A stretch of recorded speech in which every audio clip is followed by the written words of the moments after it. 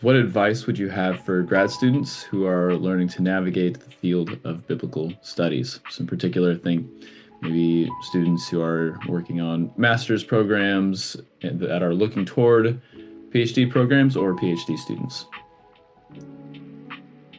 I would say one piece of advice is to never lose your passion. And what I mean by that is the higher we go academically, there can be pressures to lose passion and to lose the pragmatic. And that was very confusing for me when I worked my way up. I didn't know that there was sort of a culture within academia, particularly as you get to the PhD level, where the pragmatic and the passionate was considered and somehow in opposition to real scholarship.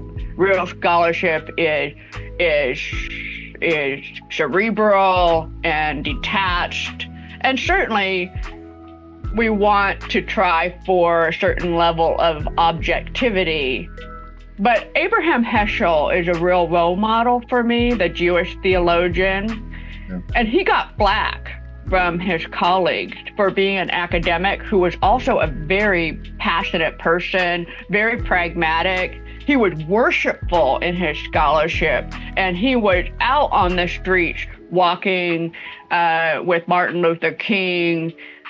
His theology was embodied. His theology was worshipful.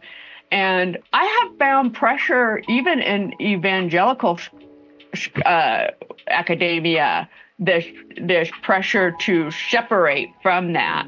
And some of that is because I think evangelical scholars want clout within the broader world of scholarship, and so they will sometimes cater to the culture of broader academia.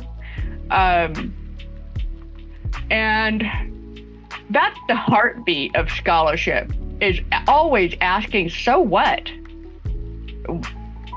Never forgetting the so what question. That's where the embodied theology, passionate theology is always asking, so what? Why am I writing this paper? What difference does it make?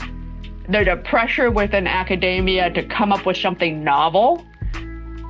And so coming up with rather obscure, inane things in order to satisfy this idea of something novel. You're going to be rewarded in academia and in teaching to write for other scholars.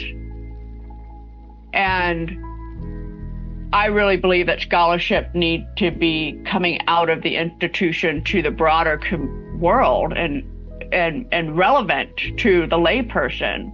That's really my passion. My passion is making scholarship accessible